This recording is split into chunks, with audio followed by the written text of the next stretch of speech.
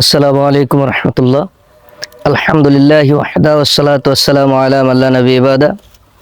আমাদের আল মারকাজুল কোরআন ওয়াস সুন্নাহ একাডেমি ও এতিমখানা বাবরের মোড় চারঘাট রাজশাহীর পক্ষ থেকে আন্তরিক কৃতজ্ঞতা ও ধন্যবাদ জানাচ্ছি আবাম ফাউন্ডেশন বাংলাদেশের সম্মানিত সভাপতি শামসুল আলম খান মুরাদ ও অর্থ সম্পাদক আকন্দ হাসান মাহমুদ ভাইকে।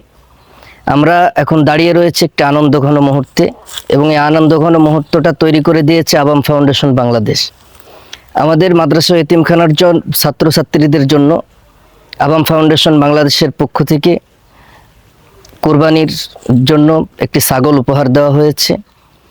আমাদের ছাত্রছাত্রী এবং প্রতিষ্ঠানের স্টাফ যারা রয়েছে তারা এই উপহারটি পেয়ে অত্যন্ত খুশি এবং আনন্দিত।